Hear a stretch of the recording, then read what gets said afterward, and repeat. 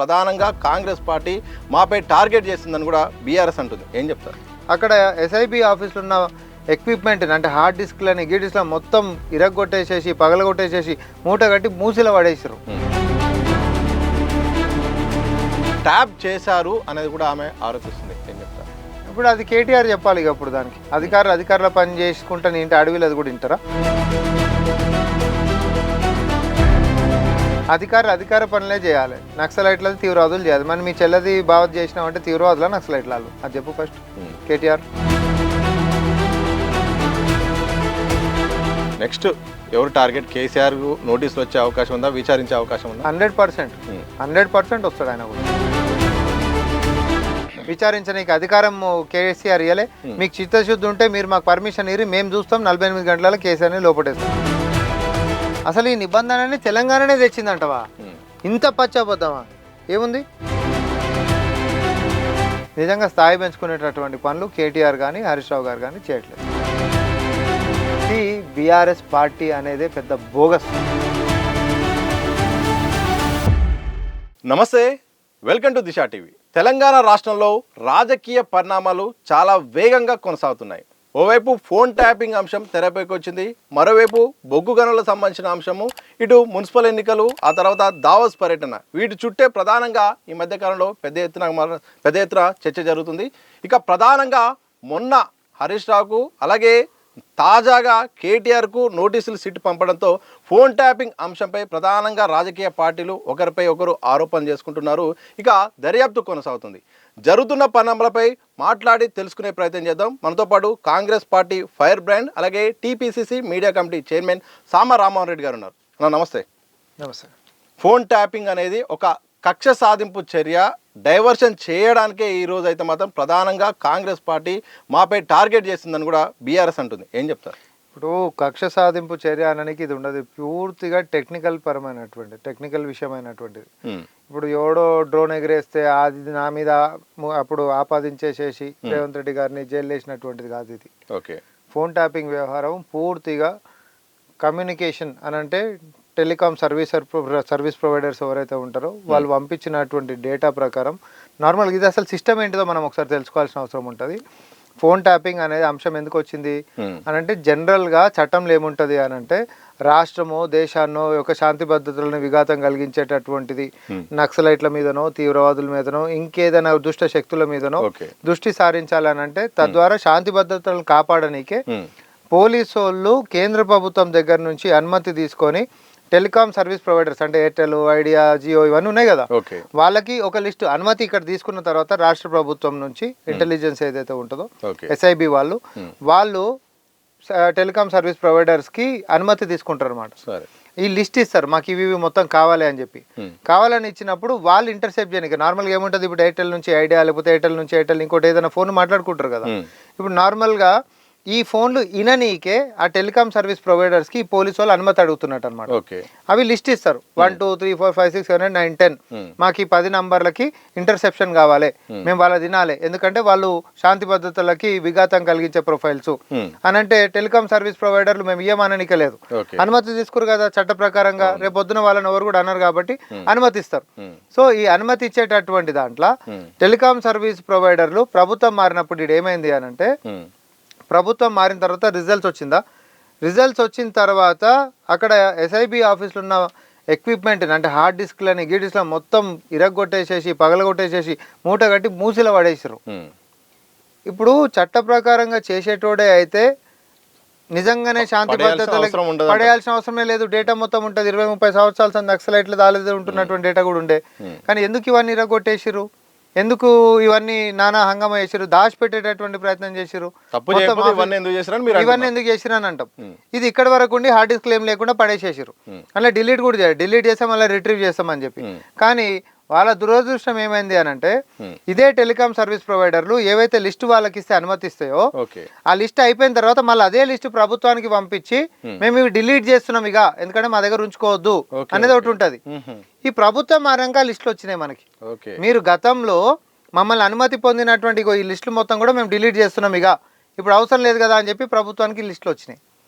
ఈ లిస్ట్ వచ్చినప్పుడు ఏంద్రా అని చూస్తే వీళ్ళందరి పేర్లు ఉన్నాయి. ఒక 400 పైన మందిని ఇప్పుడు సిట్టు పిలిచిందా, వీళ్ళందరూ ఉన్నాయి. చట్ట ప్రకారం ఎవరి ఫోన్లు ఇంటర్సెప్ట్ చేయాలి? నక్సలైట్లదో, తీవ్రవాదులదో, లేకపోతే శాంతి భద్రతలు విఘాతం కల్పించేటటువంటిదో. వీళ్ళందరి పేర్లు ఎందుకుంటే రాజకీయ నాయకులు, పారిశ్రామికవేత్తలు ఉన్నారు దాంట్లో, ఏది జ్యుడిషియరీకి సంబంధించినటువంటి వాళ్ళు ఉన్నారు, వీళ్ళందరూ ఉన్నారు. వీళ్ళందరినీ కూడా సిట్టు పిలిపించింది కదా, పిలిపించి మాట్లాడినారు కదా. అయితే ఇక్కడ విషయం ఏంటిది అని అంటే, వీళ్ళు తీవ్రవాదులు కాదు, నక్సలైట్లు కాదు, లేకపోతే శాంతి భద్రతలకు విఘాతం కలిగించేటోళ్ళు కాదు. మరి వీళ్ళ ఫోన్లు ఎందుకు ఇంటర్సెప్ట్ చేసిర్రు అనేటటువంటి ప్రశ్న అడిగించి మొదలైంది. దీనికి బలం చేకూరుస్తూ వీళ్ళు ఇవన్నీ పలగొట్టిపోయారు కావాలని. దొంగతనం చేసినప్పుడే కదా ఎవడైనా భయపడేది. ఎందుకు పలగొట్టిరు అని అంటే, వీళ్ళు కానటువంటి వ్యక్తులే కూడా అడ్డగోలుగా అందరు ఫోన్లు ట్యాప్ చేశారు కాబట్టి. ఫోన్లు ఎందుకోసం ట్యాప్ చేస్తారు? అవతల వాళ్ళని బ్లాక్మెయిల్ చేయనీకే, పోటీల నుంచి తప్పియనీకే, అవతల వాళ్ళని బెదిరియనీకే, రకరకాలుగా అధికారం అనేటటువంటి వీళ్ళ చేతిలో ఉంది కాబట్టి అందరి దాంట్లో ఏం జరుగుతుందో వినేసేసి, సపోజ్ రాజకీయ నాయకుడు అనుకో వాళ్ళని తొక్కి పెట్టేనీకి, సపోజ్ ఇంకొక పారిశ్రామికవేత్త అనుకో బ్లాక్మెయిల్ చేసి పైసలు విననీకి, లేకపోతే ఇంకొక రాజకీయ నాయకుడు చుట్టుముట్టు తిరిగేటోళ్ళు అనుకో వాళ్ళ వ్యక్తిగత గోప్యతను హరించి పిచ్చి పిచ్చి నగరాలు చేసి ఇవన్నీ బయటకు పెడతామని బ్లాక్మెయిల్ చేయడానికి. ఇది మొత్తం జరిగినటువంటిది. సో ఇప్పుడు ఇదే సందర్భంలో ఒక ప్రశ్న అడుగుతానండి. కేసీఆర్ కానీ అలాగే బీఆర్ఎస్ కానీ ఏమంటుందంటే, ప్రధాన కేటీఆర్ కానీ దర్యాప్తు సంస్థలు, నిఘా సంస్థలు వాళ్ళ పని వాళ్ళు చేసుకుంటూ పోతాయి, రాజ్యం పైన ఏమైనా జరిగినా కుట్రలు జరిగినా వాళ్ళ పని తప్ప దీంట్లో మా ప్రమేయం ఉండదు, టెక్నికల్గా కూడా మాకు ఎలాంటి సంబంధం కూడా ఉండదు, వాళ్ళ పని వాళ్ళు చేస్తాయి, మాకేం సంబంధం అన్నట్టుగా మాట్లాడుతున్న సందర్భంలో రాజకీయ నాయకులు ఈ కేసులో ఇరికే అవకాశం ఉందా? అధికారుల వరకే పరిమితం అవుతుందా? ఇప్పుడు ఫస్ట్ ఎపిసోడ్ మనం మాట్లాడుకున్నాం, లిస్ట్ వచ్చింది, వీళ్ళందరికీ ఎందుకు వచ్చినాయని చెప్పి కేసు అయింది. కేసు అయిన రోజు ఆ రోజు ఇంటెలిజెన్స్ చీఫ్ ప్రభాకర్ రావు ఉండే. 10 తారీఖు 3వ నెల 2024 రోజు కేసు అయితే అదే రోజు వయా ఏపీ చెన్నై నుంచి బయట దేశాలకు పారిపోయిండు. ఆయనను తీసుకొని రావాలి అని అంటే, దేశం సరిహద్దు దాటిపోయినటువంటి వ్యక్తులని తీసుకొని రావాలంటే ఏం చేయాలి? కేంద్ర ప్రభుత్వం పరిధిలోకి పోతుంది. రెడ్ కార్నర్ నోటీస్ ఇవ్వాలి, ఇంటర్పోల్ అని చెప్పి ఉంటుంది, పాస్పోర్ట్ ఇంపోర్ట్ చేస్తారు, ప్రొక్లమేషన్ చేయాల్సినటువంటి విధానం ఉంటుంది. ఇదంతా ప్రాసెస్. ఏడాది మీద బీజేపీ చేసి ఆయన తీసుకొని రావాలంటే, తీసుకొని వచ్చినాక కూడా ఆయన విచారణ చేయాలంటే సుప్రీంకోర్టు దాకా ప్రభుత్వం కొట్లాడని ఆయన విచారణకు పట్టుకొని వచ్చినాం. అయితే ఈ మధ్యలో ఆయన అక్కడ వారిపోయింది. ఓకే, మీతో వాళ్ళందరూ రా, ప్రణీత్ రావు అని, తర్వాత శ్రవణ్ రావు అని, తిరుపతి అని, భుజంగరావు అని, రాధాకిషన్ రావు అని, వీళ్ళందరూ రా, వీళ్ళందరినీ విచారణ చేసిండ్రు. వీళ్ళందరూ విచారణలల్లా ఏమని తేలిందంటే, వాళ్ళు ఇచ్చినటువంటి కన్ఫెషనల్ స్టేట్మెంట్స్ అంటే పోలీసుల ముంగట ఒప్పుకున్నటువంటి ఏంటంటే, ఆడ కూడా ప్రశ్న ఏడొస్తుంది అంటే, మీరు అధికారులు కదా, మీ పని మీరు చేయాలి కదా, మీ పని మీరు చేయాలంటే కేవలం నక్సలైట్లో లేకపోతే ఎవరు తీవ్రవాదులు లేకపోతే శాంతి భద్రతలు చేయాలి. వీళ్ళందరూ ఎందుకు వచ్చినాయి అని అంటే, అక్కడ విచారణలకించి బయటకు వచ్చినాయి. అసలు ఎందుకు వాళ్ళకి కొట్టిర్రు, ఇవన్నీ నంబర్లు కూడా వచ్చినాయి, ఇవన్నీ ఎందుకు చేసిర్రు అంటే, మేము చేయనీకే కాదు సార్, మా అధికారి చెప్తే మేము చేసినామని చెప్పి కింద అధికారులు అంటారు. ఈ కింద అధికారుల కంటే పైన అధికారులు ప్రభాకర్ రావు కింద ఉండేటోళ్ళు ఉంటారు కదా, ఇద్దరు మధ్య ఉన్న వాళ్ళు కూడా, వీళ్ళు వారి యొక్క కన్ఫెషన్ స్టేట్మెంట్లు ఏమన్నారంటే, ఇదంతా మా చేతులు ఉన్నది కాదు, అంతా పెద్ద ఆయన చెప్పినట్టు చేసినాం, ఎవరెవరు ఫోన్లు చేయాలి ఏంది అనేటటువంటి. ఎవరా పెద్ద ఆయన? పెద్ద ఆయన అంటే రాష్ట్రంలో ఎవరు? పెద్ద ఆయన అంటే రాష్ట్రంలో ఎవరు? బీఆర్ఎస్ పార్టీలు ఉన్న పెద్ద ఆయన ఎవరు? అయితే A1 ప్రభాకర్ రావు కించి మొదలు పెట్టుకుంటే A6 శ్రవణ్ రావు అంటే ఒక న్యూస్ ఛానల్ యజమాని, నీకు కూడా తెలుసు. ఆ న్యూస్ ఛానల్ యజమాని ఆఫీస్లో కూడా సెటప్ పెట్టి, సిస్టమ్స్ పెట్టి, తర్వాత దానికి ఆడకించి ఫోన్ ట్యాపింగ్ చేయాల్సిన అవసరం అధికారులకు ఏం పని అండి? అధికారులు పని చేయాలి. ప్రైవేట్ ప్రాపర్టీ కాడికి పోయి నువ్వు సెటప్లు చేసుకొని, ఎక్విప్మెంట్లు తీసుకొని ఫోన్ ట్యాప్లు ఎట్లా వేస్తావు? అసలు ఆ వ్యక్తిని విచారణ చేసినప్పుడు అసలు నీకు ప్రభాకర్ రావుకి పరిచయం ఎట్లా అనేది వస్తుంది కదా. మీ ఇద్దరికి ఎట్లా పరిచయం? ఒక అధికారి ఆయన పని అయినా చేయకుండా నీ దగ్గర ఈ పనులు చేసుకుంటా నీకు ఇవన్నీ ఎందుకు అవుతున్నాయి అనేటటువంటి అంశాలు కూడా వస్తాయి కదా. సో ఇవన్నీ ఒకటి డాట్స్ కనెక్ట్ అయ్యి వస్తాయి. అంటే ఒక లెక్క చెప్తా ఉన్నా నేను, ఎప్పుడైనా విచారణ జరుగుతున్నప్పుడే అసలు విషయాలన్నీ బయటకు వస్తూ ఉంటాయి. ఫస్ట్ ఏం జరిగింది? ఫోన్ ట్యాపింగ్ అనేది జరిగింది. ఫోన్ ట్యాపింగ్ అధికార దుర్వినియోగం చేసి అది అందరి మీద కూడా చేసిరు. అది దొరకకుండా అన్నిటిని విధ్వంసం చేసేసి బయటకు పడేసేటటువంటి ప్రయత్నం చేశారు. ప్రభుత్వం మారింది. ఓకే, మారంగానే ఆ టెలిఫోన్ కమ్యూనికేషన్ వాళ్ళ తాడికి వచ్చినటువంటి లిస్ట్ వచ్చింది. అది విచారణ మొదలు పెట్టగానే పగలగొట్టినాయి. తర్వాత ఇవన్నీ చిట్టా తీసినప్పుడు ఆ రోజు అధికారులు అవి ట్యాపింగ్ చేసేటటువంటి హక్కు ఉన్నటువంటి అధికారం ఉంటున్నటువంటి అధికారులు ఎవరైతే ఉంటారో అధికారులను మొత్తం కూడా విచారణ చేయడం మొదలుపెట్టినప్పుడు అలా తీగలాగితే డొంకంతా కదులుకుంటా విచారణలలో ఈరోజు రాజకీయ నాయకులు అధికారులు మాకేం ఇంట్రెస్ట్ ఉంటుంది సార్, మేము చేయనీకే పలానోళ్ళు చెప్తేనే చేసినాం అనేటటువంటి కన్ఫెషన్ స్టేట్మెంట్లలో వచ్చినటువంటి ఆధారంగా ఈరోజు రాజకీయ నాయకులను పిలుస్తా ఉన్నాం. నువ్వు ఇప్పుడు నాకు చెప్పు, కేటీఆర్ చెప్పినప్పుడు ఆ అధికారులు చేసేటటువంటి పని మాకేం సంబంధం అని అన్నావు. అధికారులు చేసే పని ఐదు ఉంటే నక్సలైట్లను తీవ్రవాదులు మాత్రమే చేసుకోవాలి. వాళ్ళు రాజకీయ నాయకులని చేసిరు, ఎందుకు చేసిరు అంటే రాజకీయ నాయకులు చేపించారు అనేది వాళ్ళు వాళ్ళ యొక్క డిపోజిషన్లో చెప్పారు కాబట్టే ఈరోజు విచారణకు పిలుస్తారు. ఇంత పచ్చిగా దొరికిపోయి అంతెందుకు అలా ఇంటి ఆడబిడ్డ అయినటువంటి కవిత కూడా బయటకు వచ్చి అంటుంది కదా, సొంత బావ ఫోన్ ట్యాప్ చేయించిన దుర్మార్గుల గురించి నేను ఏం మాట్లాడతా అని చెప్పి ఆమె ఒక మాట అన్నదండి. విచారణ తీరైతే మాత్రం నాకు నమ్మకం లేదు, కానీ నేను ఒక బాధితురాలనే, స్పష్టంగా జరిగితే మాత్రం నిజంగా న్యాయం అయితే జరిగే అవకాశం ఉంది, కానీ ఆ స్థాయిలో విచారణ మీద నాకు నమ్మకం లేదు. కానీ నేనైతే నష్టపోయాను, నా కుటుంబాన్ని మమ్మల్ని కూడా ట్యాప్ చేశారు అనేది కూడా ఆమె ఆరోపిస్తుంది. ఏం చెప్తారు? ఇప్పుడు అది కేటీఆర్ చెప్పాలి. ఇక అప్పుడు దానికి అధికారుల పని చేసుకుంటా నీ ఇంటి అడవిలో అది కూడా వింటారా? నీ భాషల్ని నేను మాట్లాడాలనుకుంటే అధికార పనులే చేయాలి, నక్సలైట్లది తీవ్రవాదులు చేయాలి. మరి మీ చెల్లది బావత్ చేసినామంటే తీవ్రవాదులా నక్సలైట్లు? అది చెప్పు ఫస్ట్ కేటీఆర్, దాని జవాబు చెప్పు. దాన్ని ఏమంటావు? అంతెందుకు హరీష్ రావు ఎన్నికల కంటే ముంగట అనలేదు ఆయన కాడికి ఎవరు రావద్దు, నా కాడికో రాకురి, నాతో ఫోన్లో మాట్లాడకురి, అంత ఫోన్ ట్యాప్ అవుతుంది. ఒకసారా మనం ఎన్నిసార్లు మాట్లాడుకోలే, ఇట్లాంటి చర్చలు ఎన్నిసార్లు చేసుకోలే మనం? ఫోన్ ట్యాపింగ్ జరుగుతుంది అనేటటువంటిది అందరికి తెలిసిందే. బీజేపీ నేతలు వచ్చి బీఆర్ఎస్ ఎమ్మెల్యేలను కొనుగోలు చేసేది ఉన్నప్పుడు ఎట్లా బయటకు వచ్చినాయి? బయటకి ఎట్లా వచ్చినాయి చెప్పురు? అసలు ఫోన్ ట్యాపింగే జరిగినప్పుడు, వాళ్ళ యొక్క ఫోన్ ఇంటర్సెప్షన్ జరిగినప్పుడు ఎట్లా వస్తాయి బయటికి? సో అన్నీ ఒకటి ఈరోజు తీగలాగితే డొంకంత కదిలేసరికి ఇలా గుండెలు అదిరిపోతా ఉన్నాయి. ఈ నిమిషానికి కేటీఆర్ సంబంధించిన నోటీసులో భాగంగా విచారణ కొనసాగుతుంది. విచారణ కంటే ముందు కొన్ని కీలకమైన వ్యాఖ్యలు చేశారు. మేము ఎలాంటి తప్పు చేయలేదు, ఫోన్ ట్యాపింగ్ అనేది ఒక మనసు మమత సీరియల్ లాగా వ్యవహరిస్తున్నారు, కక్ష సాధింపు డైవర్షన్ కోసమే ఇట్లా చేస్తున్నారు, ఎవరిని కూడా మేము అక్రమంగా అరెస్ట్ చేయలేదు, ఎవరిని కూడా మోసం చేయలేదు, కావాలనే కాంగ్రెస్ సర్కార్ ఇది చేస్తున్న ఒక పిచ్చి చేస్తా ఒక డ్రామా అంటూ కూడా కేటీఆర్ మాట్లాడారు. ఇప్పుడు నేను నీకు ఇంతసేపు చెప్పిన టోటల్ టెక్నికల్గా ఉండేటటువంటిది, మనం కల్పితాలు చేసేటటువంటి కేసు కూడా కాదు ఇది. వేరే కేసులు లెక్క ఎవడో డ్రోన్ ఎగరేసారంటే నేను కూడా అక్కడ చూసినా అని బయటకి ఏం చెప్పేది కాదు. అంత పేపర్ ఎవిడెన్స్ తోటి ముడిపడి ఉంటున్నటువంటి అంశం. టెలికాం సర్వీస్ ప్రొవైడర్స్ డేటా అయినా, లేకపోతే ఆ ఇంటర్సెప్ట్ చేసినటువంటి డివైజెస్ కొనుగోలు చేసినటువంటిది అయినా, లేకపోతే ఆ టెలికాం డేటా ఇచ్చినటువంటి వాళ్ళ ఫోన్ నంబర్లు అయినా, అసలు వాళ్ళు నక్సలైట్లు తీవ్రవాదుల లిస్టులో లేనటువంటి వాళ్ళు కూడా ఈడ ఉండడం అనేటటువంటి లిస్టు, తర్వాత వీళ్ళ ఫోన్లు ఎందుకు చేశారు అనేటటువంటి అధికారుల యొక్క ఇంట్రాగేషన్ ఇన్వెస్టిగేషన్, తర్వాత ఆ ఇన్వెస్టిగేషన్ లో వాళ్ళు విసిపోయేటటువంటి నిజాలు, మాకు ఈ నంబర్లు మొత్తం ఇచ్చింది అసలు మాకెట్లా తెలిస్తే నంబర్లు వీళ్ళందరూ మాకు ఇచ్చింది పలానా పొలిటీషియన్లు అని చెప్పి వాళ్ళు చెప్పినట్టే మేము చేసినామని. సో కేటీఆర్ నేను చెప్పేది ఏంటంటే ఇంటర్సెప్షన్ అనేది అధికారులతోటి చేపించిన వాళ్ళే మీరు అనే సంగతి అందరికి తెలుసు. వాళ్ళ కన్ఫెషన్ స్టేట్మెంట్లలో కూడా చెప్పింది అదే. తప్పించుకునేటటువంటి ప్రయత్నాలు మీరు చేయకండి. కాకపోతే ఏంటంటే ఒక చట్టం ఏం చెప్తుందంటే ఫస్ట్ నేను ఒక విట్నెస్ లెక్కనే పిలుస్తుంది, విట్నెస్ లెక్క పిలుస్తుంది, విచారిస్తుంది. ఎందుకంటే గతంలో వీళ్ళ పేర్లు చెప్పిన వాళ్ళు ఉంటారు కదా. తర్వాత నీకు ఈ కేసు తోటి ఏం సంబంధము, మీకు ఎట్లా తెలుసు, ఈ యొక్క అవగాహన ఉందంటే నాకు ఏం తెలియదు అంటాడా, నాకు తెలుసు అని అంటాడా. మరి ఏం తెలియకపోతే ఈ పలానా నంబర్కి మీరు ఎందుకు కాల్ చేశారంటే, ఎందుకంటే పేపర్ ఎవిడెన్స్లు ఉంటాయి కదా, అవైతే అబద్ధాలు చెప్పవు కదా. మరి ఈ నంబర్కి ఎందుకు కాల్ చేశారు, అప్పుడు మీకు వీళ్ళకి ఏం సంబంధాన్ని కాల్ చేశారు అంటే అప్పుడు జవాబులలో తడబాటు అయిపోయి ఫిక్స్ అయినరు అనుకోండి, అప్పుడు ప్రాసిక్యూషన్ దాంట్లోకి పోతుంది. నిన్న మాజీ మంత్రి హరీష్ రావు, నేడు కేటీఆర్, నెక్స్ట్ ఎవరు టార్గెట్? కేసీఆర్ నోటీసులు వచ్చే అవకాశం ఉందా, విచారించే అవకాశం ఉందా? 100% వస్తాడు ఆయన కూడా. నేను చెప్తున్నా మీ ఛానల్లో, ఎందుకు రావద్దు? చేపించిన ఈ రాష్ట్రంలో పెద్ద ఆయన అంటే ఎవరు? వాళ్ళ కన్ఫెషన్ స్టేట్మెంట్లు ఇచ్చిన పెద్ద ఆయన అనేది ఎవరు? బీఆర్ఎస్ పార్టీలో పెద్ద ఆయన కేసీఆర్ కదా. ఆయన కంటే పెద్ద ఆయన ఎవరైనా ఉంటే మరి చెప్పు, ఆయన ఉండొచ్చు. నాకు తెలిసి అయితే బీఆర్ఎస్ పార్టీలో పెద్ద ఆయన అని అంటే వాళ్ళ భాషలో కేసీఆర్ అని నేను అంటున్నా. అంతకంటే పెద్ద ఆయన ఉంటే మీరు చెప్పరు, ఆయననే ఉండొచ్చు. నోటీసులు వస్తున్నాయి, హాజరవుతున్నారు, నోటీసులు వస్తున్నాయి, హాజరవుతున్నారు, ఇదే నడుస్తుంది. కీలక నేతలు కేసీఆర్ కానీ కేటీఆర్ కానీ హరీష్ రావు కానీ అరెస్ట్ అయ్యే పరిస్థితి కనిపిస్తుంది. అసలు అదే ఇప్పుడు విచారణ ముందుకు పోతుంది. అసలు విచారణ నోటీసులు వస్తేనే అసలు వీళ్ళదేదో పాపం అదైపోయింది అని చెప్పి గుండెలు జారిపోయినాయి వాళ్ళకి. సో రేపు పొద్దున నోటీసులు వస్తున్నాయి, నోటీసులు వస్తున్నాయి. ఎన్నిసార్లు వచ్చినాయి నోటీసులు? కేటీఆర్కి ఇప్పుడే కదా ఫస్ట్ టైం వచ్చింది నోటీస్. దీంట్లో ఫార్ములా సంబంధించిన దాంట్లో అది వేరే కేసు. ఇలా పాపాల చిట్టా ఒకటా రెండా చాలా ఉన్నాయి కదా. వస్తే మరి చేసినటువంటి పాపాలు అట్లున్నాయి కాబట్టి రెడ్ హ్యాండెడ్గా దొరికినాయి. ఆ కేసు కూడా అంతే. ఇక దురదృష్టం ఏంటిది అని అంటే ఇన్ని కేసులలో కూడా ఇప్పుడు ఫార్ములా తీసుకో, లేకపోతే గొర్రెల కుంభకోణం తీసుకో, లేక ఇవన్నిట్లలో ఈడీ కూడా ఉంది. ఇక కాళేశ్వరం అయితే మాతో మొత్తం విచారణ చేపించి జ్యుడిషియల్ కమిషన్ రిపోర్ట్ వచ్చిన తర్వాత బీజేపీ వచ్చి మేము చర్యలు తీసుకుంటాము, మీరు వాళ్ళు ఒకటైపోతురు, కాదంటే మేము చర్యలు తీసుకుంటాం. గతంలో అంటే బీఆర్ఎస్ అధికారం ఉండే స్టేట్లో, అందుకనే సిబిఐకి విచారించడానికి అధికారం కేసీఆర్ ఇయ్యలే.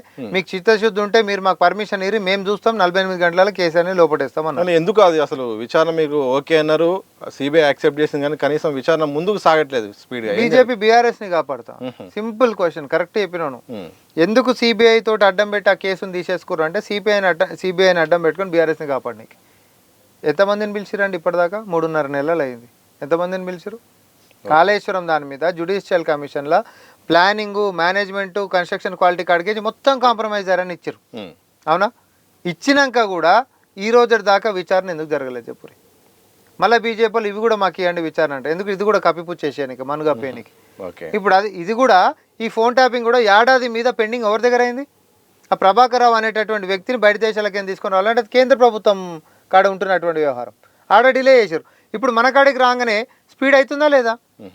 మొన్న ఆయనని పిలిచే, ఈరోజు ఈయనని పిలిచే, రేపు ఇంకొక ఆయనని పిలుస్తారు. కానీ ఫార్ములా ఈ రేస్ కానీ ఫోన్ ట్యాపింగ్ కానీ, సరే కాళేశ్వరం అంటే సిబిఐ గొప్ప చెప్పారు కాబట్టి దాన్ని పక్క పెడితే, విచారణ పేరుతో కాలం అంతా టైం వేస్ట్ చేస్తున్నారు తప్ప వీళ్ళు ముందు తేల్చారు, అరెస్టులు కావు, వీళ్ళు అసలు వాళ్ళు దొరికే అవకాశం లేదని కూడా చాలా మంది మాట్లాడుతున్నారు. నిజంగా మీకు నమ్మకం ఉందా అసలు ఇవి కేవలం ఇట్లా కాలం పొడిగించుకుంటే ఉండే అవకాశం ఉందా, లేకపోతే ఎవరికైనా శిక్ష పడే అవకాశం ఉంటుందా? ఇప్పుడు అట్లా ఉండదు. నేను నీకు కారణం అంతా చెప్పిన, 2 ఏళ్ళల్లో ఏమేమి జరిగిందో చెప్పిన. ఇన్ని రోజులు కేవలం నోటీసులు ఇచ్చినాము, అధికారులు అరెస్ట్ కాలే, అధికారులు జైల్లోకి పోలే. అయిరా రాజకీయ నాయకుల దగ్గరనే ఇక్కడ ప్రశ్న. మరి తీగ లాగితే డొంక కదులుతుంది, తోక లాగితే తలకాయ వస్తుంది. తోక లాగుతా ఉంటే ఇప్పుడు తలకాయల పేర్లు ఇన్వెస్టిగేషన్ అని చెప్పి ఇప్పుడు నోటీసులు పోతా ఉన్నాయి. తలకాయ దాకా వచ్చినాం ఇన్ని రోజులు సంది, తోక కాడికి తలకాయ దాకా. అది కూడా 2 ఏళ్ళల్లో. ఇట్లాంటి కేసులు ఇంత స్పీడ్ అయిపోయినటువంటి దేశంలో ఇంకొక చూపెట్టండి పోని. రేవంత్ రెడ్డి గారి సర్కార్ చాలా స్పష్టంగా చెప్పింది, రాజకీయ ప్రమేయం ఎక్కడ ఉండదు, పోలీసులకి పూర్తి స్వేచ్ఛ, చట్టం తన పంతాన్ని చేసుకుంటా పోండి, కానీ చట్టానికి అనుగుణంగానే పోండి. సరే, చట్టం తన పని తను చేసుకుంటూ పోతుంది. పెద్ద ఆయన ఒక ఆధారాలతో కూడా ఆయన సంబంధించింది ఏమైనా దొరికితే ఈ రోజుల్లో ప్రతిపక్షాలు కానీ ప్రధానంగా రాజకీయ విశ్లేషకులు అయితే మాత్రం కేసీఆర్ను టచ్ చేసే పరిస్థితి లేదు, జైలుకు తీసుకెళ్లేంత దమ్ము లేదు అని కూడా విమర్శలు వస్తున్నాయి. ఆ ధైర్యము కాంగ్రెస్ సర్కార్ కానీ దర్యాప్తు సంస్థలు కానీ చేసే అవకాశం ఉంది అసలు? ఇగో నేను ఒకటే చెప్తున్నా, ఫస్ట్ ఆఫ్ ఆల్ వాళ్ళ ఫ్యామిలీ మీద జనాలకి ఏం సెంటిమెంట్ లేవు. వాళ్ళు చేసినటువంటి దారుణాలు, దాష్టికాలు, లేకపోతే వాళ్ళు చేసినటువంటి ఏమంటారు ఆ అరాచకాలు 10 సంవత్సరాలు జనాలు వెక్సప్ అయిపోయారు.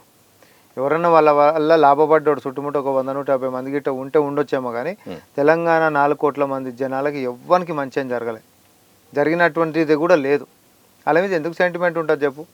అమరవీరుల సమాధుల పునాదుల మీద అందరం ఎక్కినటువంటి కుటుంబము ఈరోజు రాజ్యాన్ని మొత్తం కొల్లగొట్టేసేసుకొని, బ్రిటిషర్లు భారతదేశాన్ని కొల్లగొట్టిన దానికంటే డబల్ వీళ్ళు కొల్లగొట్టేసి తెలంగాణని అప్పుల కుప్పలెక్క చేసి పెట్టి ప్రజలనేమో ప్రజాస్వామ్యాన్ని కూని చేసి పడేసేసి నియంత్రణ లెక్క వ్యవహరించినటువంటి కుటుంబం మీద చరిత్రలో ఎప్పుడు పేజీలు తిప్పినా సరే ప్రజలు తిరగబడ్డదే ఉంది తప్ప ప్రజలు వాళ్ళకి ఏమంటారు వాళ్ళతో పాటు నిలబడ్డది ఎప్పుడు ఉండదు. సేమ్ కేసీఆర్ కుటుంబం మీద ఈరోజు తెలంగాణ ప్రజలకి సెంటిమెంట్ మాత్రం లేదు. ఇది మీరు రాసి పెట్టుకోండి. ప్రజల గురించి ఆలోచించేటటువంటి నాయకుల దగ్గర నిలబడతారేమో తప్ప ఎప్పుడైనా ప్రజలని వంచి, ప్రజలని భయభ్రాంతులకు గురి చేసి, ప్రజాస్వామ్యాన్ని చంపేసి రాష్ట్రాన్ని దోసుకున్నటువంటి కుటుంబానికి ఎవ్వరు కూడా సహకరించబోరు. సో మొత్తానికి అయితే మాత్రం రాజకీయ ఉంటే మాత్రం రాజకీయ నాయకులు కూడా దీంట్లో బలైపోతారు. నేను నీకు సింపుల్ గా చెప్తున్నా, ఏసీబీ అప్పుడు నోటీసులు వచ్చినుండే, కేటీఆర్ నానా హంగామా చేసిండు, అటు ఇటు అయింది. జూబ్లీహిల్స్ ఉప ఎన్నికలు ఏమైనా ఎక్కడన్నా ఏ ఎన్నికలన్నా వాళ్ళకి సపోర్ట్గా జనాలు నిలబడుతురా? అట్లా ఉండదు Satish. What I'm trying to say, ప్రజలకి మంచి చేస్తే గుండెలలో పెట్టుకునే జాతి నా తెలంగాణ. కానీ అదే గుండెల మీద తన్నినోని కూడా గుర్తుపెట్టుకుంటుంది. మోక వచ్చినప్పుడు ఓట్లు అనేటటువంటిది గుద్దేటప్పుడు పిడికిలతోటి కసితోటి గుద్దుతారు అవతలని. అదే జరిగింది కేసీఆర్ కుటుంబానికి. ఇచ్చినటువంటి ఒక బంగారం లాంటి అవకాశాన్ని వాళ్ళు నీరుగార్చుకున్నారు. వాళ్ళంతలో వాళ్ళకి దురాశ పెరిగిపోయి రాష్ట్రాన్ని దోచుకునే దాని మీద శ్రద్ధ వహించారే తప్ప ప్రజల యొక్క బాగోగుల గురించి ఏ రోజు కూడా కాలే. అది నీళ్ళైనా, నియామకాలైనా, నిధులైనా, ఏ అంశాలు కూడా తెలంగాణ ప్రాస్పర్ అయిందా గత 10 సంవత్సరాలు? నువ్వు నాకు చెప్పు. కాలే. ఒకవైపు ఫోన్ ట్యాపింగ్ నడుస్తుంది, మరోవైపు నైని కోల్ బ్లాక్ సంబంధించిందని పెద్ద ఎత్తున ఈ వారం 10 రోజుల నుంచి రోజుకు ఒక అప్డేట్ వస్తుంది. కిషన్ రెడ్డి గారు మాట్లాడడం, అలాగే ఒక విచారణ కమిటీ కూడా ఏర్పాటు చేయడం, సైట్ విజిట్ అనేది ఆప్షనే లేదు ఈ మధ్య కాలంలో. ప్రభుత్వమే కావాలని టెండర్ల కోసం తీసుకొచ్చిందనే ఒక అంశాన్ని ఇటు ప్రతిపక్షాలు కూడా తీసుకొస్తున్నాయి. మీ దగ్గర ఉన్న ఆధారాలు ఉన్నాయా? కోల్ బ్లాక్ విషయంలో అసలు ఏం జరిగింది, ఏంటి అసలు ఈ నైని?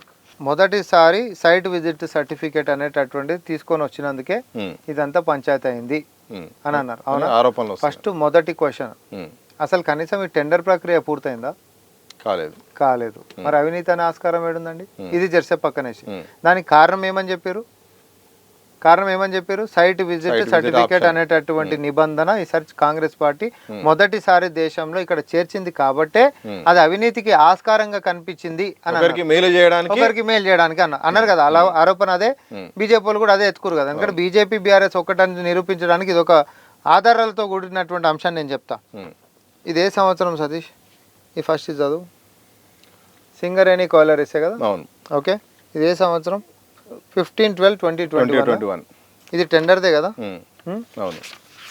బిల్కుల్ దీని వెనకాల పేజ్లో ఏమనుంది? The bidder shall upload site visit certificate along with the offer. ఏ సంవత్సరం అది? 2021. అధికారంలో ఎవరు? బీఆర్ఎస్. మరి ఇది మొదటిసారా? ఇంకోటి 2018. సేమ్ సింగరేణి అధికారంలోకి వచ్చిన తర్వాత 2018 కదా. ఏమనుంది? నీ కళ్ళతో చదువు. Site visit is mandatory and the bidders are required to upload a certificate issued by the in-charge officer of site stating that the firm had visited the site. Okay. 2018. ఎన్నికల కంటే ముంగట కొత్తగా వచ్చిన ఆప్షన్ అయితే కాదు ఇది. ఎన్నికల కంటే ముంగట 2023. నేను రిఫరెన్స్కి ఎందుకు 3 సంవత్సరాలు తీసుకున్నా అంటే మొత్తం అది ఉంది. ఓకే, సింగరేణిలో ఏ టెండర్లు ఉన్నా అది ఉంది. సో ఇప్పుడు నువ్వు నాకు చెప్పు, ఇంతటి పచ్చి అబద్ధాలు చెప్పి అడ్డంగా దొరికిపోయేటోళ్ళని ఏమనాలి? ఇది మొదటిసారి అని చెప్పి బీఆర్ఎస్ వాడు అంటే అన్నాడు, వాడిని అంటే లోపడేస్తారు కాబట్టి అక్కస్తోటి కక్కుతున్నాను అనుకుందాం. బీజేపీ ఎందుకు అన్నది ఆ మాట? కిషన్ రెడ్డి బహిరంగంగా అన్ని బరితెగించేసేసి బీఆర్ఎస్ని కాపాడే ప్రయత్నం ఎందుకు చేస్తున్నారు? వీళ్ళని ఇక్కడ నోటీసులు ఇస్తే బీజేపీ అధిష్టానం కళ్ళలో నెత్తురు ఎందుకు వస్తుంది? వాళ్ళకేం నొప్పి అవుతుంది? ఎంత పచ్చబద్ధం ముందు ఎప్పుడు జరగలేదా? కిషన్ రెడ్డి గారు కూడా అదే మాట అన్నారు కదా. సార్ ఈ సందర్భం ఒక అనుబంధ ప్రశ్న ఏంటంటే, సరే నేను ఇక్కడ కాదు, ఒక నిమిషం, దేశంలో ఇంకెక్కడ లేదన్నాడు కిషన్ రెడ్డి. అవునా అన్నాడు కదా. ఇదే తెలంగాణలో మొదటిసారి ఇట్లా చేసినందుకు ఇదేంది? ఇది GMDC Tadkeshwar OB removal and lignite mining site visit certificate. ఇది గుజరాత్ది. నేను ఏది తెచ్చినా అంటే మళ్ళీ ఈ రాష్ట్రం అంటే వేరే ఉంటుందని ప్రధానమంత్రి రాష్ట్రం. The site visit to the Tadkeshwar lignite mine is mandatory. The bidder should submit the certificate duly signed by GMDC's project authority as a proof of a site visit in Form H. Okay, Gujarat ఉందా? ఈ ఒక ప్రశ్న అడుగుతాను. ఇటు BRS కానీ BJP కానీ ఒకటి ఏమంటుందంటే, సైట్ విజిట్ అనే ఆప్షన్ ద్వారా, అవకాశం ద్వారా ఇంకొకరికి మేలు కల్పించేలాగా, వారికి అవకాశం కల్పించేలాగా ఉపయోగించుకున్నారు. సైట్ విజిట్ అనే సర్టిఫికేట్ ఆప్షన్ ని తీసుకొని వచ్చిందే వేరే వాళ్ళకి చేసిన, తీసుకొని వచ్చిందే అన్నారు. ఇదే మొదటిసారి అన్నారు. They used this. సరే, మొదటిసారి ఎట్లా అయింది? ఇన్ని రోజుల సంది అది ఉంది. ఇంకోటి దేశంలో ఇదే, ఇక్కడ మాత్రమే తెచ్చిన కిషన్ రెడ్డి గారు అన్నారు. ఇక్కడనే ఎందుకుంది? గుజరాత్ కూడా చూపించిన. గుజరాత్ పక్కకే ఇప్పుడు ఎన్ఎండిసి కేంద్రంది ఏమనుంది? Shall submit site visit certificate duly certified by competent authority at site of the employer failing which bid shall be rejected. ఉందా? ఇది ఎన్ఎండిసి అయితే రాష్ట్రంది కాదు కదా, కేంద్రందే కదా. మరి దీంట్లో ఎట్లుంది? ఇది పోని ఇంకా విస్తుపోయినది అని చెప్పాలన్నా. కిషన్ రెడ్డి గారు పాప అడ్డంగా దొరికిపోయే అలవాటు ఉంది ఆయనకు కూడా. ఆయన షాక్ అయ్యి ఉండి ఆయన పేపర్లు చదువుకోలేదని నేను అన్నాను, తెలిసి కావాలని అబద్ధం చెప్పిండని నేనంట. సిఎంపిడిఐ ఇది టోటల్ నిబంధనలకు సంబంధించి సింగరేణికి ఇచ్చినటువంటిది సతీష్. ఓకే, ఇది కేంద్రంది. ఏంది ఇది? ఏ మినీ రత్న కంపెనీ అంటే ఏంటిది? Central Mine Planning and Design Institute Limited, a subsidiary of Coal India Limited. Coal India అంటే ఎవరిది? ఆయనదే కదా. అసొంటప్పుడు ఇది కూడా ఎవరిని అడ్రస్ చేసిర్రు? ఈ సింగరేణి కోయిలరీస్కే కదా. ఏమని ఉంటుంది దీంట్లో? అసలు ఈ నిబంధనని తెలంగాణనే తెచ్చిందంటవా? ఇంత పచ్చబద్దమా? ఏముంది? Site visit is mandatory and the bidders are required to upload the certificate issued by the incharge officer of site so. మరి ఏంది ఇది? ఇప్పుడు నేను ఒక వకీల్నబ్బా, ఉత్త గాలి మాటలు మీరు మాట్లాడతామంటే వదిలిపెట్టం. ప్రజాప్రభుత్వంలో రేవంత్ రెడ్డి గారు మేము పారదర్శకంగానే ఉంటున్నాం అనేటటువంటి దానికి ఫస్ట్ ఆఫ్ ఆల్ అసలు టెండర్ ప్రక్రియ కూడా మొదలు కూడా కాలే. సైట్ విజిట్ సర్టిఫికేట్ అనే ఆరోపణ చేశారు, అదొక పచ్చబద్ధం అని నేను నిరూపించిన. అది మొదటిసారి అన్నారు, అది అబద్ధం. సైట్ విజిట్ కొంతమందిని పంపించారు, కొంతమంది పంపించారు, అసలు అక్కడ దాకా రాలే అది. అందుకని మేము క్యాన్సిల్ చేసి పడేసేసినాం. ఇంకేమిట్లేం కాకంటే ముకంటే ఇంత దుమారం లేపారు కదా, ఇప్పుడు అందరి ముకంటే చేస్తామని అన్నాం. మాకు ఆ దమ్ము ధైర్యం ఉంది కాబట్టి ఆ మాట అన్నాం. వేరే వాళ్ళు చేయమని ఆ పని వేరే వాళ్ళు చేస్తారా? జస్ట్ ఏంటిదంటే ఒక డైవర్షన్ పాలిటిక్స్, దుర్మార్గం ఏంటిదంటే బీఆర్ఎస్ అంటే ఎప్పుడు కూడా వాళ్ళ ప్యాటర్న్ అదే ఉంటుంది. హెచ్సియు అనగానే 10,000 కోట్ల కుంభకోణం అన్నారు. ఐసిఐసిఐ బ్యాంక్ లెటర్ పంపించండి, తిక్కగా ఉందా మీకు, నన్ను ఎందుకు ఇన్వాల్వ్ చేస్తారు, నేను వాళ్ళకి 10,000 కోట్లు ఇయ్యలే, వాళ్ళకి మాకు సంబంధం లేదని అన్నాడు. కేటీఆర్ అనేటువంటి మళ్ళీ కనిపించిండా? అఫీషియల్ గా లెటర్ ఇచ్చారు వాళ్ళు. రెండోది మూసీ ప్రక్షాళన అనగానే 1,50,000 కోట్ల కుంభకోణం అన్నారు. తర్వాత ఇదే బీఆర్ఎస్ వాళ్ళు నీలాంటి మేధావులు అడిగినప్పుడు ఏమన్నారు, అసలు ఇంక వీళ్ళు డిపిఆర్ కూడా పంపలేను. మరి డిపిఆర్ కూడా పంపకుండా పైసల అంశం ఏడొచ్చింది అసలు మొదలే కాకంట ఆడ దొరికిపోయారా, మళ్ళీ దాన్ని అది చేసేసారు. నెక్స్ట్ హెచ్ఐఎల్టీపీ మీద 5 లక్షల కోట్ల కుంభకోణం అన్నారు. Hyderabad industrial land transformation policy 5 లక్షల కోట్ల కుంభకోణం అన్నారు. ఈ రేవంత్ రెడ్డి సర్కార్ మొత్తం భూములు అమ్ముకోవాలని చూస్తుంది, ఇండస్ట్రియల్వి హైదరాబాద్లో ఉన్నాయి మొత్తం అని. అసలు ఆ విధానం చదివితే ఆ విధానంలో ఏడనన్నా ఒక సెంటు భూమి అమ్ముకునే ఉందా, హక్కు ఉందా కనీసం ప్రభుత్వానికి? సెంటు భూమి అమ్మే హక్కే లేనటువంటి విధానంలో ప్రభుత్వానికి పైసల ద్వారా 5 లక్షల కోట్ల కుంభకోణం ఎట్లా వస్తుంది? ఇవన్నీ చర్చకు వస్తాయని మన అసెంబ్లీలో టేబుల్ అయ్యి ఉండి అంశాలు మొత్తం ఛాలెంజ్ అని చెప్పి మేము రమ్మన్నాం, రరి మాట్లాడుకుందామని. అందుకనే బహిష్కరించారా? ఒక్కడని వచ్చిండా? పాలమూరు రంగారెడ్డి మీద కూడా మాట్లాడదామన్నాం, కృష్ణా నీళ్ళు దోషపెట్టిన దాని గురించి కూడా మాట్లాడతామని చెప్పినాం. వీళ్ళు తెలంగాణకు చేసినటువంటి ద్రోహంతో పాటు వీళ్ళు మా మీద చేసేటటువంటి బూటకపు ప్రచారాలను ఎండగట్టి 4 కోట్ల మంది తెలంగాణ జాతికి చూపిద్దామని అనుకుంటే ఒక ఆయన ఆరోగ్య సమస్య చెప్పిపాయ్, ఆయన ఈయనను పంపించేసేస్తే నాకు రాజకీయ భవిష్యత్తు చాలా ఉంది, నువ్వు తప్పించుకుంటూ నన్ను నిరీక్షిస్తావని చెప్పి ఈయన బాయ్ పిరికి పందెల లెక్క కుంటి సాకులు చెప్పి పారిపోయిన మొక్కలు తప్ప నిజంగా వచ్చి కొట్లాడిన మొక్కలేనా ఇవి? మళ్ళీ ఉల్టా మీడియా ముందుకు వచ్చి అదేం శాంక్టిటీ ఉండదు కాబట్టి మేము ప్రశ్నిస్తూనే ఉంటామంట. అధికారికంగా అసెంబ్లీలో ఉండి నువ్వు ప్రశ్నించాల్సినటువంటి వేదిక కాడికి పారిపోయినవి నువ్వు వీడికి వచ్చి మాత్రం నేను ప్రశ్నిస్తానే ఉంటా అంటే ఎవరు నమ్ముతాడండి? బీఆర్ఎస్ పార్టీ అనేది పెద్ద బోగస్.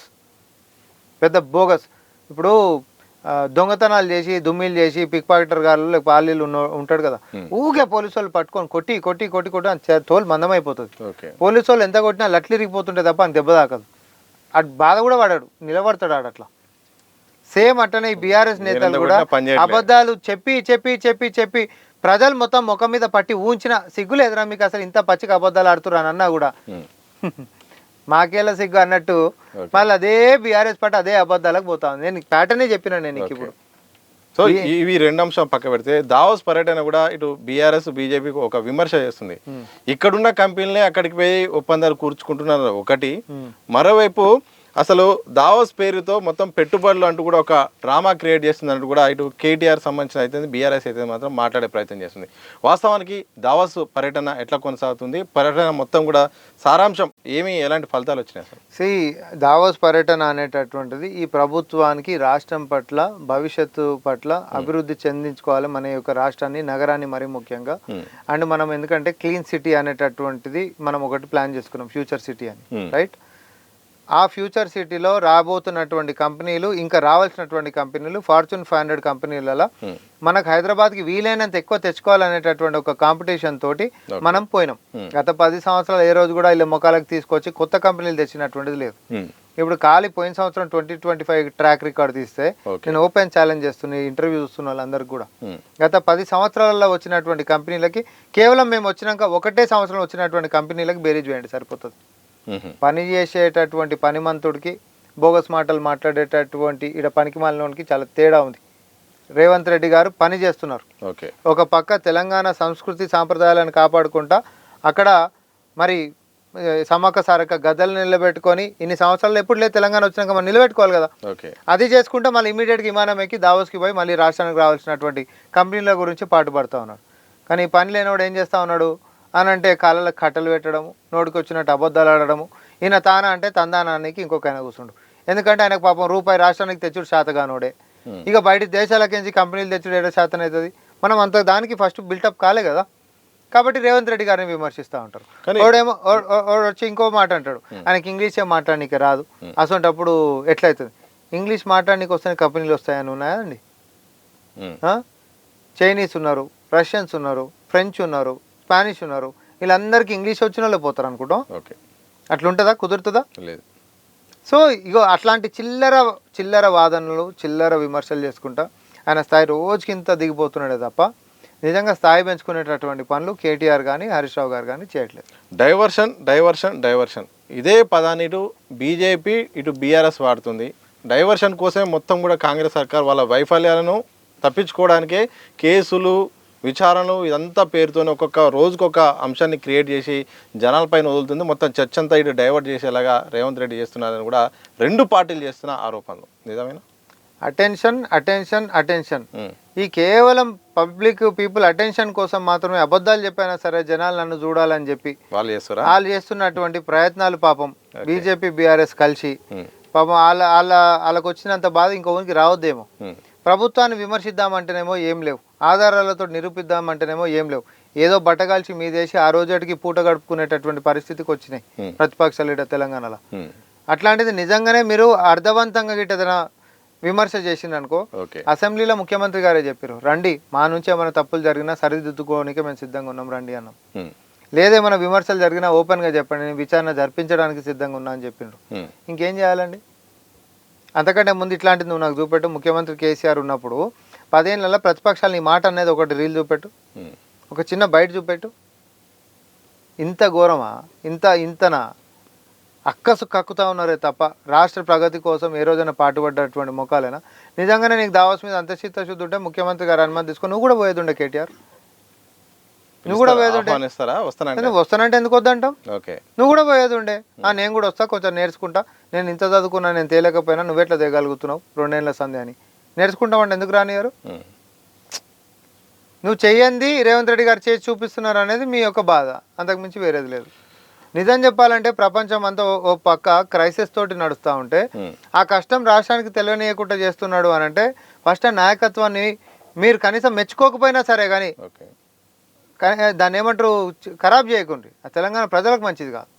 అన్న మున్సిపల్ ఎన్నికల షెడ్యూల్ అయితే రాబోతుంది ఈసారి. ఎందుకంటే స్థానిక ఎన్నికలు, సర్పంచ్ ఎన్నికలతో పోలిస్తే ఏంటంటే గుర్తుతో జరిగే ఎన్నికలు కాబట్టి అన్ని పార్టీలకు కీలకమే.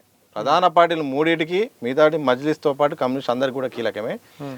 ఈ సందర్భంలో కాంగ్రెస్ పార్టీ ఎట్లా వ్యూహాలతో ముందుకెళ్తుంది? ఎందుకంటే ఇటు బీఆర్ఎస్ గతంలో వాళ్ళకు సిట్టింగ్ స్థానాలు ఉన్నాయి, అర్బన్ స్థానంలో బీజేపీ కూడా ఓటు బ్యాంకు పదిలంగా ఉంది, వాళ్ళకి ఇంకా పెంచుకునే ప్లాన్లో ఉంది. జాతీయ నాయకత్వం కూడా ఇక్కడికి వచ్చి ప్రచారం చేసే ప్లాన్లు కూడా జరుగుతున్నాయి. ఏకంగా కొత్త అధ్యక్షుడు, పాత అధ్యక్షుడు, చాలామంది పక్క రాష్ట్రాలు అందరూ కూడా ప్లాన్ చేస్తున్నారు. ఇలాంటి సందర్భంలో ఎన్నికలపైన కాంగ్రెస్ పార్టీ ఏమైనా ఈసారి టార్గెట్గా పెట్టుకుందా, లేకపోతే ఈ ఓటు తర్వాత ఈ 2 ఏళ్ల పాలనపై రెఫరెండంలా కానీ ప్రచారం జరుగుతున్న సందర్భంలో ఏం చెప్తారు?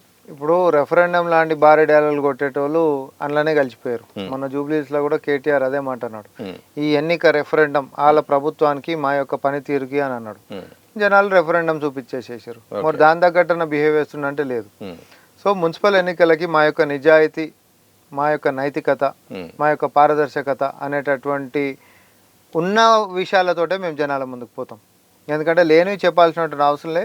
తెలంగాణ ప్రజలు విఘ్నులు. నువ్వు ఒకవేళ చేయనివి చెప్పినా మెచ్చరు, చేసినవే చెప్తాం, చేయబోతున్నాయి కూడా మనం చెప్తాం.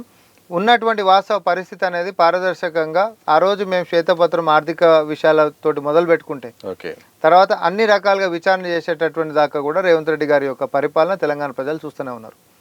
మంచి అయితే మంచి అని చెప్తాం, అబ్బా కుదరకపోతే కుదురుతలేదు, మన కష్టం ఇట్లుందని చెప్తున్నాడు.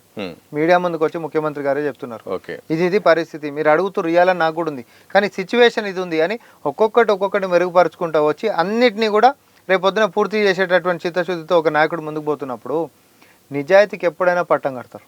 తెలంగాణ ప్రజలు ఎప్పుడైనా నిజాయితీకి పట్టం కడతారు. ఆ నిజాయితీతో ముందుకు సాగుతున్నటువంటి ముఖ్యమంత్రి రేవంత్ రెడ్డి గారి యొక్క పరిపాలనకి పట్టం కడతనే ఉన్నారు, పట్టం కడతారనేటటువంటి నమ్మకం కూడా మాకుంది. ఎందుకంటే నువ్వు అబద్ధాలు చెప్పి నడిపించినావు అనుకో, కుదరదు. నిజాయితీగా అదే మళ్ళీ ప్రతిపక్షాలు అబద్ధాలు చెప్పి మా మీద బడగాల్స్తున్నాయి కదా, వాళ్ళకి ఎడబెట్టాలో వాళ్ళకు కూడా అర్థం పెడతారు. ఇంకొకటి ఇక బీజేపీ గురించి అంటావా, మున్సిపాలిటీలలో జరగకుంది అది ఉందని. వాళ్ళ యొక్క ఆయుధం ఏందండి? మతం. వాళ్ళ యొక్క ఆయుధం ఏంటిది? హింస. అవునా?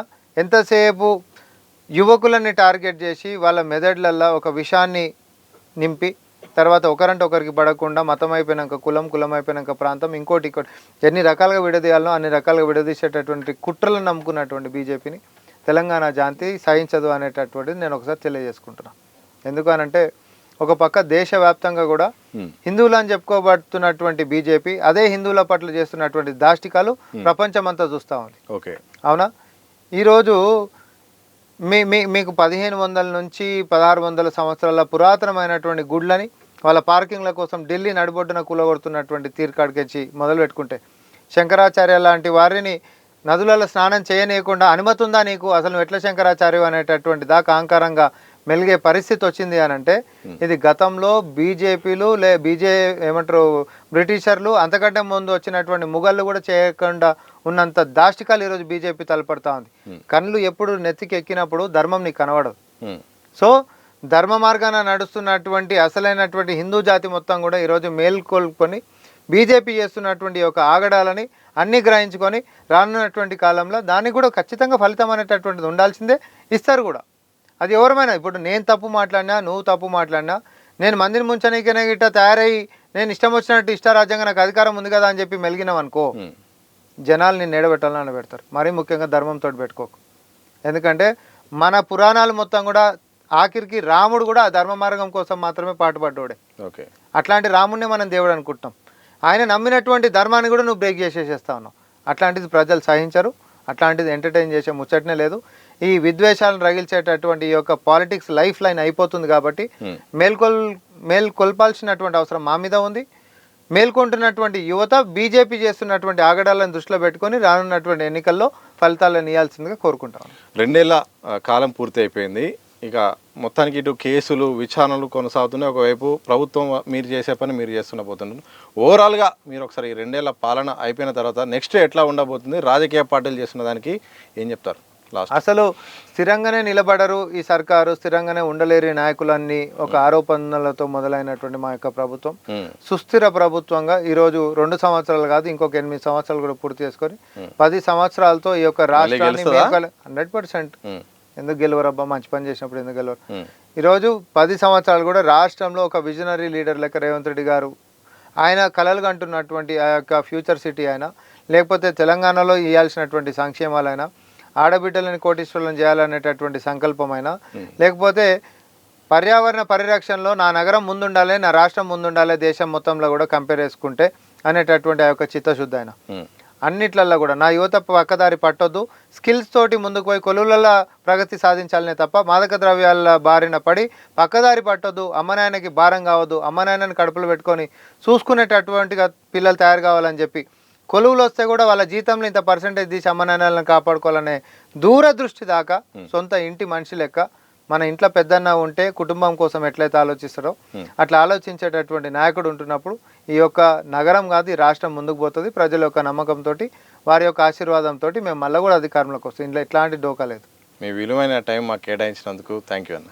ధన్యవాదాలు. ఇది మొత్తంగా సామ రామ్మోహన్ రెడ్డి గారు టీపీసీసీ మీడియా కమిటీ చైర్మన్, అలాగే కాంగ్రెస్ పార్టీ ఫైర్ బ్రాండ్. మొత్తానికి తెలంగాణ పాలిటిక్స్లో జరుగుతున్న తాజా పరిణామాలు, ఫోన్ ట్యాపింగ్ వ్యవహారం అయితేంది, ఇక నైని కోల్ బ్యాక్ వ్యవహారం అయితే ఇంకా మిగతా అంశాలపైన కూడా వారి యొక్క స్పష్టతనిచ్చే ప్రయత్నం అయితే చేశారు. చూస్తూనే ఉండండి దిశ టీవీ.